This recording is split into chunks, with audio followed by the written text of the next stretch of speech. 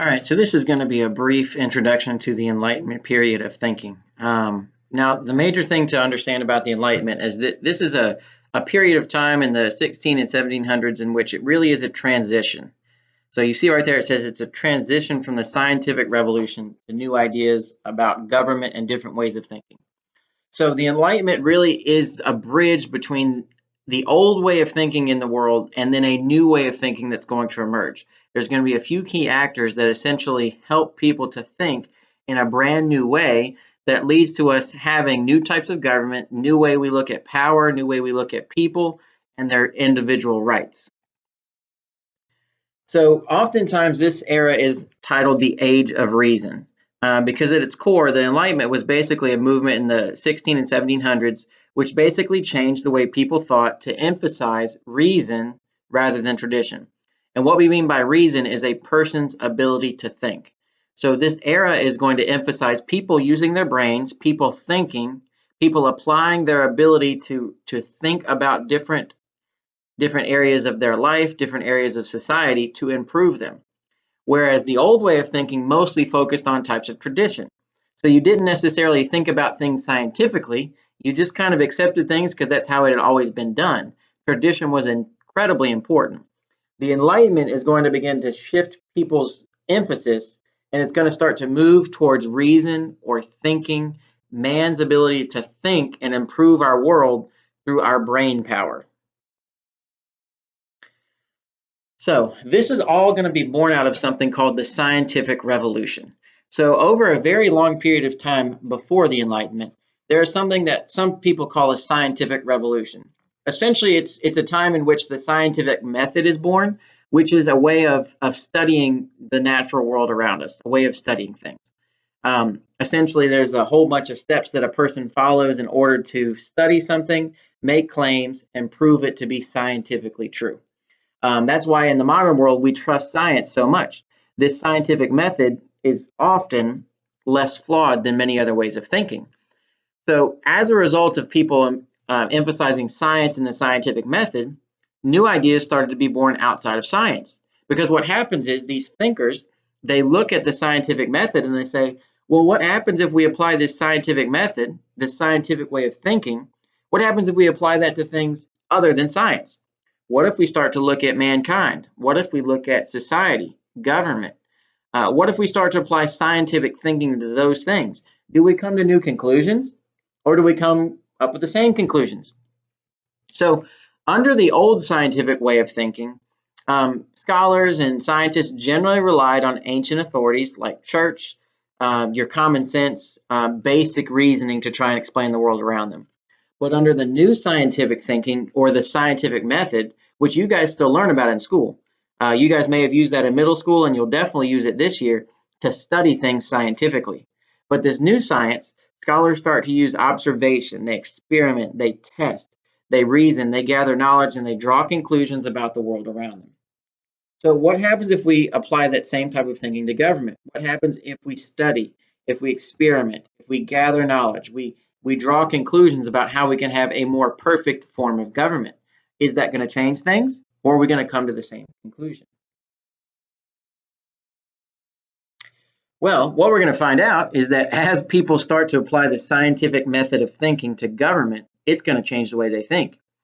So the old idea that we've studied under this absolute system, this system where the monarchs and the kings and queens rule by divine authority, by justified right of God to rule, and they have all the power, they have absolute complete power, that's going to change. And as that idea is challenged, the new idea that comes out is the idea that a government's power comes from the consent of the governed, which means the permission of the people.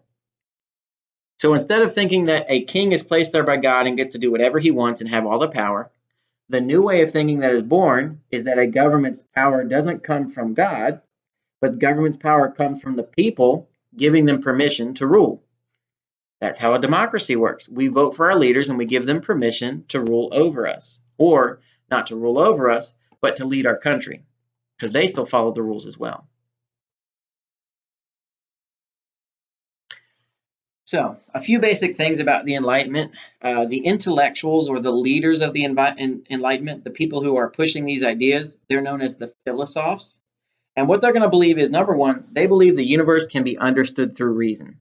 The universe around us can be understood if we apply our brain in the right way. We can understand why the sky is blue. We can understand why grass grows. We can understand why some people are jerks and some people are awesome. We can understand why some people are smarter than others. We can understand why some people do bad things. But everything around us can be studied, experimented, and improved upon using our reason or using our ability to think. Now, further, they believe that everything in nature could be explained through natural laws.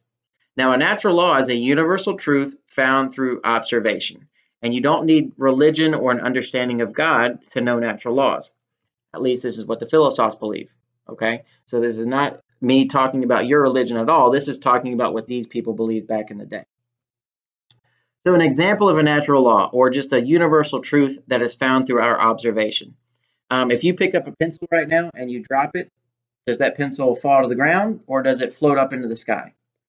Well, we all know that pencil is going to fall to the ground, but why? Why does the pencil fall to the ground? Well, we all know that gravity exists, that the earth is going to pull objects to it, and that's called gravity. Now, is there anything that we can do to change gravity? No. Gravity acts on everything.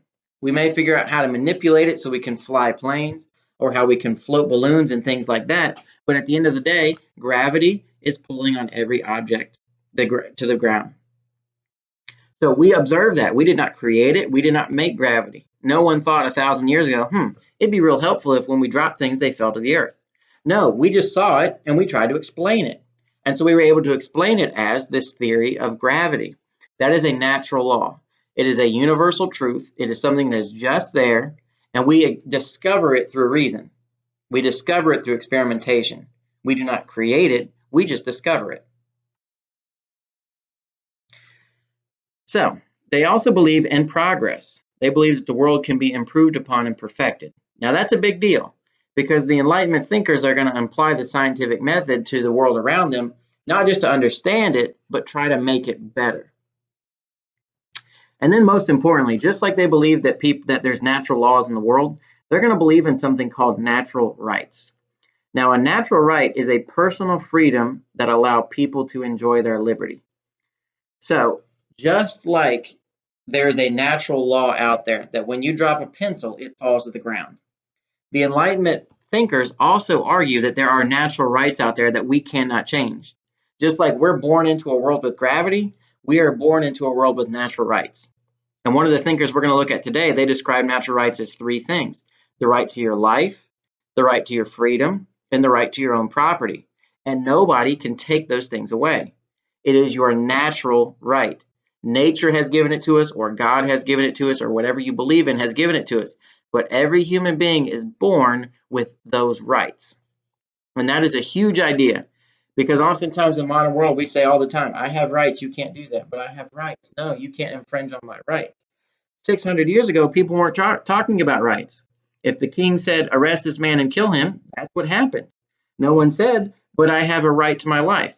That had not been discovered, that had not been described yet by these people, this idea that people are born with certain rights. We're going to skip that. It looks terrible.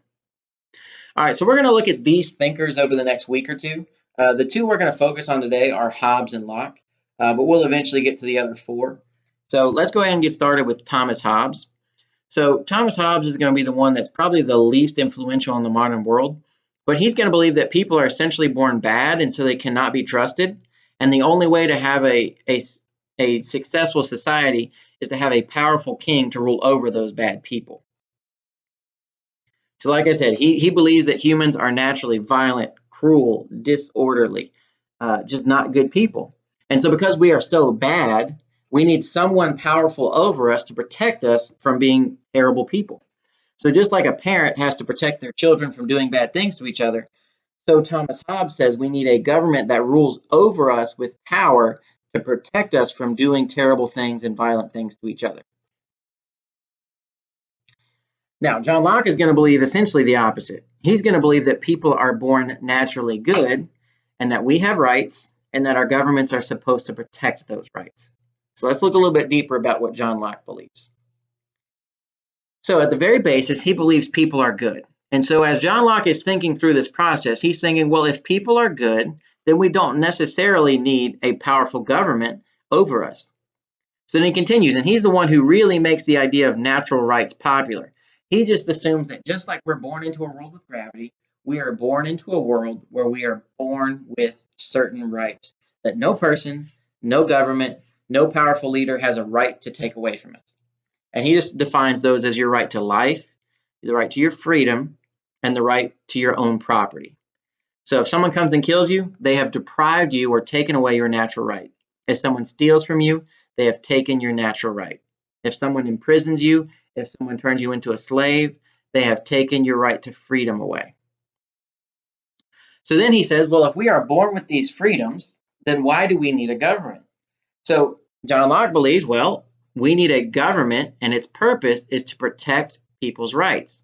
So the reason we have a government is to make sure that nobody takes away my right to life, no one takes away my right to freedom, no one takes away my right to property.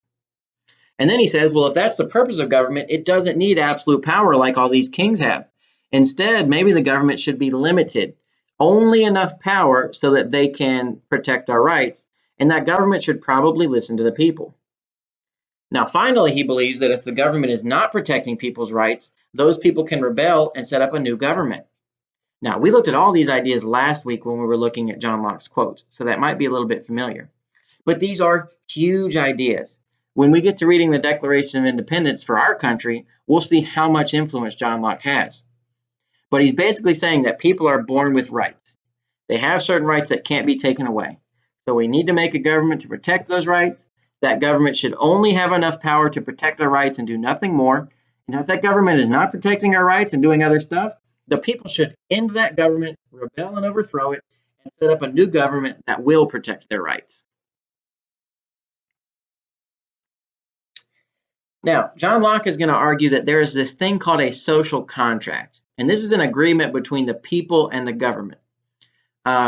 Now, you never signed a contract when you were born, and I've never signed a contract, so it's kind of one of those like theory things that helps you understand the world.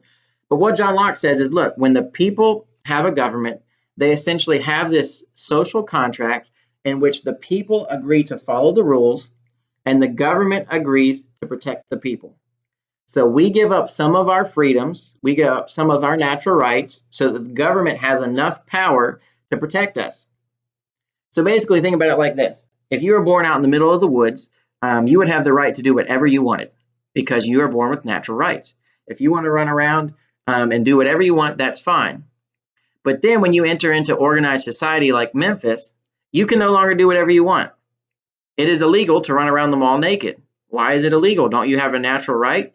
Well, no. In order to live in a society that is organized, we have agreed to give up some of our small rights, like running around naked at the mall.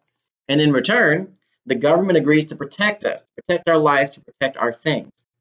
And so John Locke says, well, you shouldn't have to give up too much of your power to the government, but you have to give enough power where the government can then protect you. Now, John Locke also says if the government does not pull their part of the bargain, if the government is not protecting the people's rights, then they can break this contract. And what that means is rebel.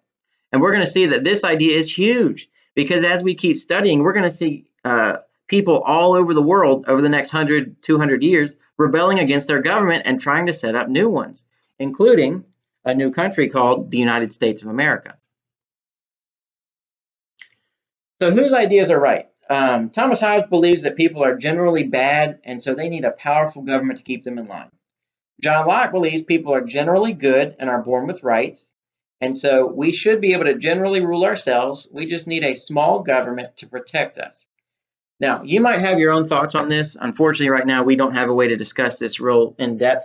So we'll do an activity later this week in which you get to interact with this same question. But your next steps for today, there is an assignment for you to complete called the Scientific Revolution reading. You will do that for the remainder of this class, and it should be done before you go to your next period.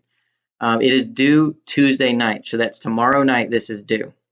Now, this is an activity focusing on the scientific revolution. It's important we understand this new scientific revolution because it changes the way people think about science, but most importantly, it changed the way people thought about government and society. So in order to get a better understanding of that and to reinforce what we've discussed right now, you're going to go to your assignments page, click on the Scientific Revolution reading. You'll read it, answer the questions as you go, and make sure you don't forget to turn that in. So this has been our first lesson on the Enlightenment era.